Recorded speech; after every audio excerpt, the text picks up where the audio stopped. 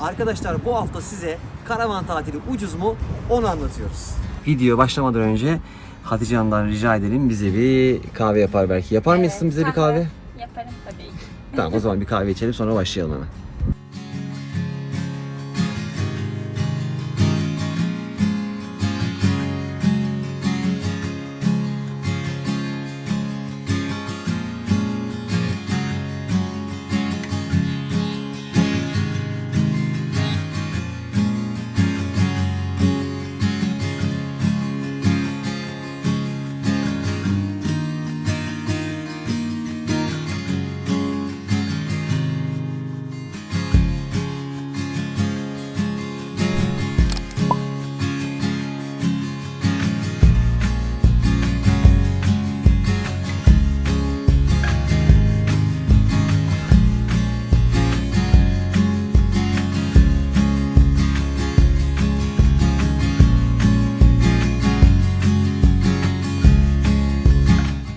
Hatice Hanım da kahvelerimizi yaptığına göre artık başlıyoruz. Eline sağlık bebeğim. Referans olarak en sonki Bozcaada'dan önce 10 günlük bir Marmaris tatilimiz vardı, hatırlıyor musun?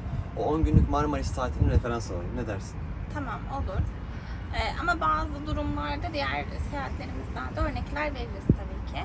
Tamam, ama 10 gün en uzun süreli aralıksız olduğu için 10 günü ben onu söyledim ama diğerlerinden de referans verebiliriz. Biz bu masraflarımızı maddeler halinde yazdık. İlk ana masrafımız tabii ki de şu anki güncel fiyatlarla da benzin. Yaklaşık 4000 kilometre yol yaptık. Bu 4000 kilometreyi şöyle yaptık. Buradan kalktık, önce Marmaris'te, Muğla'da Bencik Koyun'a gittik arkadaşlar. Bencik Koyun'da biliyorsunuz yer bulamamıştık. Oradan çıktık. Bördübet tarafına geçtik.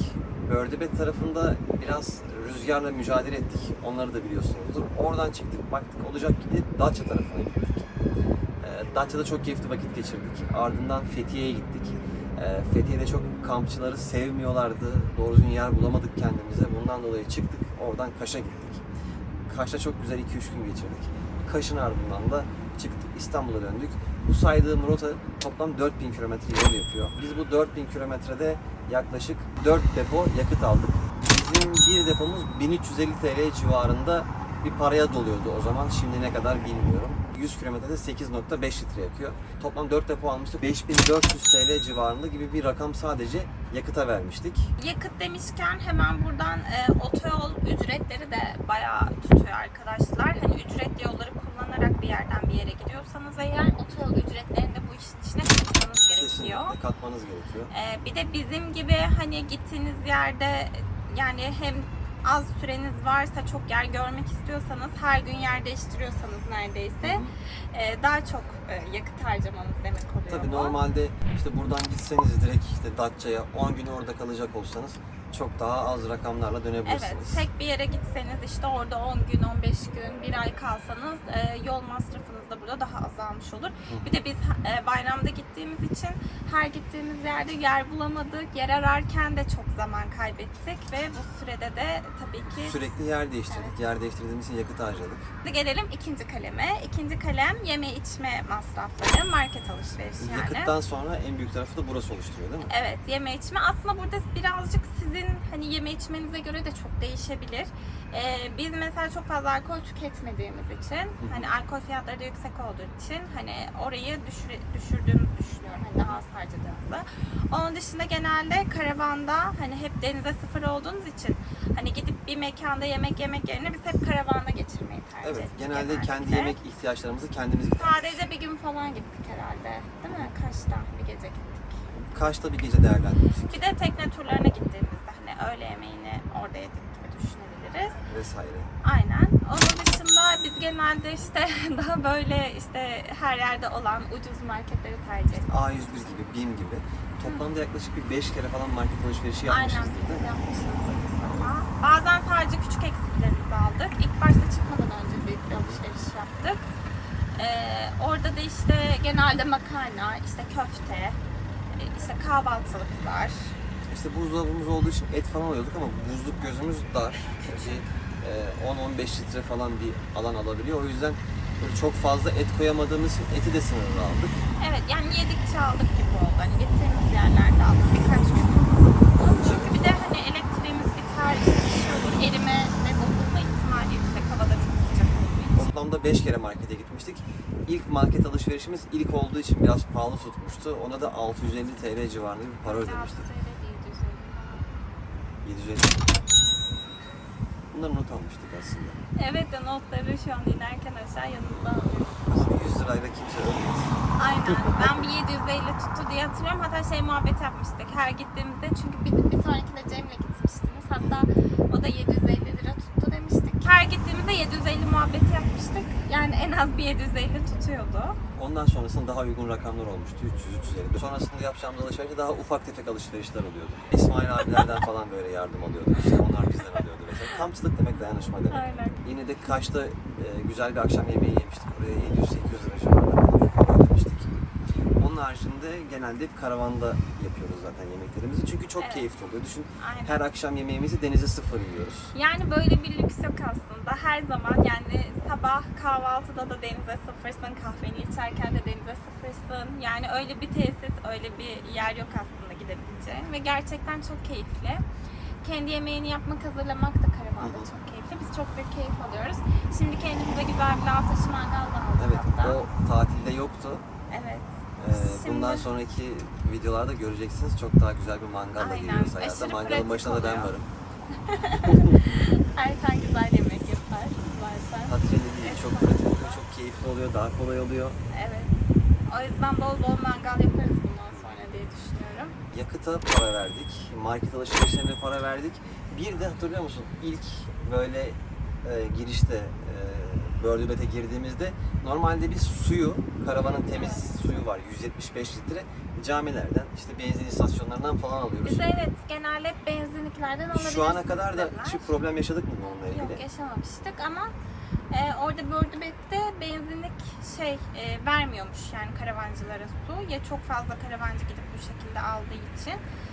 Bizi orada bir markete yönlendirdiler. Oradaki market miydi, restoran mı? Orada böyle tostçu gibi bir şeydi. Tostçu suyu bizi parayla sattı. Evet. Burada eleştirmek için söylemiyoruz. İlk başta 70 liraydı. Sonra biz pazarlık ettik. 50 liraya düştü falan o. 80'den 50'ye düştü. Aynen. Bir de öyle bir para harcamış olduk. Burada dikkat etmek gereken abi cami falan gördüğümüzde direkt alalım suyumuzu. Ben genelde şey yapıyorum. İşte yakıt tasarrufu olsun diye kamp alanına girmeden, kamp yapacağım yere girmeden son noktada falan almaya çalışıyorum suyumu. O yüzden orada bak Öyle. benim bir elimde patlamıştı. 50 lira vermiştik orada.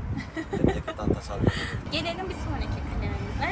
Ney? 10 günlük seyahatte biz herhangi bir kamp alanında kalmadık aslında. Genelde hep ücretsiz yerlerde kaldık. Ama ondan önce mesela ilk gittiğimiz seyahatimizde Gökçetepe Tabiat Parkı'na gitmiştik. Bu tarz yerlere gittiğinizde konaklama için de ücret vermeniz Tabii. gerekiyor. Biz örnek vermek gerekirse Gökçetepe Tabiat Parkı'nda geceliği karavan için 250 lira vermiştik. Evet, gerekli miydi? Gereksizdi. O tecrübeden sonra bir daha karavanla hiçbir kamp alanına girmedik sanırım. Karavanımızın donanımı herhangi bir kamp alanına girmemize gerek duyurmuyor bize. Çünkü kendi elektriğimizi kendimiz üretiyoruz. 175 litre gayet büyük bir temiz su haznemiz var. Tüpümüz var, ocağımız var. Kendi şezlongumuz var, kendi sandalyemiz var. Dediğim gibi hani kamp alanına niye girerim? Çok güvenemediğim böyle huzursuz Evet. olduğum bir nokta varsa orada güvenlik amacıyla girmek isterim belki. Ama onun haricinde kamp alanına girmeye gerek var mı? Benim açımdan yok. Karavanımın donanımı bunun için gayet yeterli. Ya da mesela bir yere gittiğinizde çok uzun süre kalacaksınızdır. Hani tabii ki bizim su depomuzun işte tuvaletimizin hani limitleri belli. O yüzden 2-3 günde bir hani su almanız, işte tuvaletinizi boşaltmanız, temizlemeniz gerekebilir. Onu da yine hani gidip hani geri gelip şeklinde de yapabilirsiniz. Bir noktaya gidiyoruz. Bir koydayız. Suyumuz full. Suyumuz kaç gün gidiyor bize? 3 gün mü? 3 gün oradayız. Fethiye'de biz bir gece kaldık diye. Orada bizim de hatamız var. Tamam kampçıları sevmiyorlar ama biz de çok araştırmadık. Muhtemelen Ya evet. karavanda kalınabilecek bir iki koy vardır orada. Yok kocaman Fethiye. Çünkü biz son dakika böyle plan yaptık aslında. Biz son dakika hani 10 gün süremiz var işte Yarız dedik. 10 Ha. günde çok hızlı geçti aslında. evet akıp gidiyor yani resmen zaman. Sürekli bir şey yapar haldesiniz çünkü. Mesela Kaş'ta ceza yedik. Araştırsaydık muhtemelen. Hadi Kaş gerçekten çok Evet. sıkıntı bir yerde. Ama mesela Muğla tarafı, Marmaris tarafı kampçıları seviyorlar. Her koyu çok güzel. Her koyunda sorunsuz, sıkıntısız Mesela bir şekilde evet kalabiliyorsun. Kurubük'te Bozcaada kaldık kaç gün. Bozcaada'da kaldık. Keyifli Hiçbir yer. şekilde evet ceza yemedik. Herhangi bir problem çıkmıyor. Yani bunun Aynen. gibi çok yer vardır. Biz de yaklaşık karavanla toplamda baksan bir 6-7 bin kilometre maksimum yol yapmışızdır. Evet. Çok daha tecrübeli arkadaşlar var ama bizim bu 6-7 bin kilometrede edindiğimiz tecrübeler bunlar. Videonun yavaş yavaş sonuna geliyoruz. Evet. Karavan pahalı mı ucuz mu sence? Yani ben şöyle düşünüyorum. Evde geçirdiğimiz vakte göre hani ya da çok lüks bir otele gittiğimizde yani lüks demeyeyim orta bir otele gittiğimizde harcadığımız paraya göre daha uygun. Hiçbir yere gitmesek, evimizde kalsak Evet. bu bir alternatif. İkinci alternatif karavanla tatile çıktığımızı düşünelim. Kafa kafaya gelebilir veyahut da Evet. ev masrafları karavan masraflarına göre bir çıtır daha ağır basabilir. Burada karavan bence önde. Benim Ki yorumum bu. evet. Ama lüks bir otelde tatil yapmayla kıyaslayacak olursak tabii ki de karavan çok önde. Bir de şöyle bir şey var. Mesela evde olduğunuzda, işte olduğunuzda da biz mesela hani karavanda hep marketten alıp kendimiz yemek yapıp yedik ya. Mesela ben evde kaldığımda o kadar kendim yemek yapamıyorum ya da işte olduğumda. Genelde Dışarıdan söylüyorum. evet dışarıdan daha çok yemek yiyoruz. Yemek kalemi. Kısacası burada yorum yapacak olan sizlersiniz arkadaşlar. Evet biz son olarak yorumu size bırakıyoruz. Dostlar videoyu buraya kadar izlediğiniz için hepinize kucak dolusu sevgiler, saygılar. Evet kanalımıza abone olmayı ve videoyu beğendiyseniz beğen butonuna basmayı unutmayın. Yorumlarda buluşalım, tartışalım. Kimseye karışmayın. Kendinize çok iyi bakın. Aşkla kalın.